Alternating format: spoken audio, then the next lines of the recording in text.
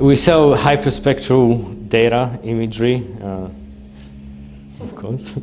So me and Shaib, we met at our first year of uni. We had a common engineering classes together, and then from there we just went to a couple hackathons together. That's how Esper kind of came about. We built first prototype in my living room at that point, and then a few other people came on board.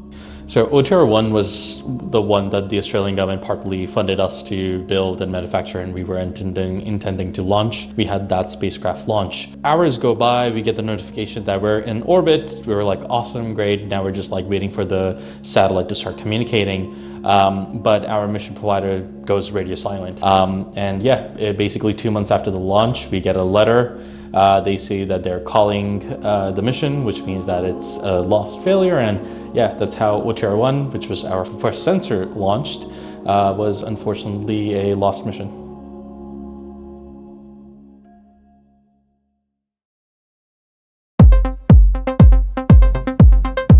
Basically did an internal audit to see what we can do moving forward and apply that to our succeeding mission. The main goal for OTR was to see if building these hyperspectral imagers with specifications we have set is both financially and technically viable. I think the entire company kind of refocused, like on a whole broad scale across the payload. We can improve the quality assurances just to make sure nothing goes wrong. What usually people do in the market, like multispectral or just RGB, what we do is we gather data in a hyperspectral, which means we're not just picking one band out of infinite bands, we're gathering as many as we can between a range.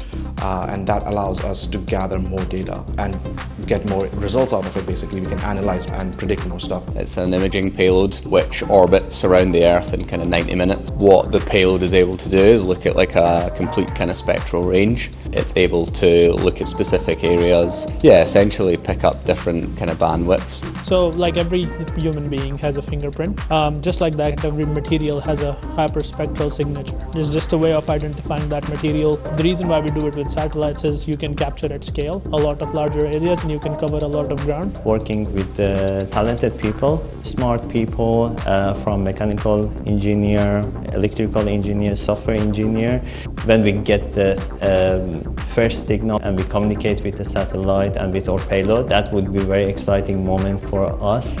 Every mission, every satellite that you are involved in, you are involved not just technically, you are involved emotionally as well. I have the pleasure of having launched one of the payloads before.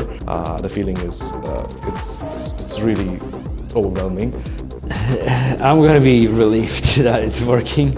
And also, I think I'm going to be proud of myself and the entire team at that point, because it proves that this team can actually build stuff that's working in space, which is a pretty big achievement. OTR 2 will be basically setting a new paradigm for hyperspectral sensing. This is going to be operational hardware built from the ground up, designed for our sensor, and we can't be more excited to have it fly in orbit.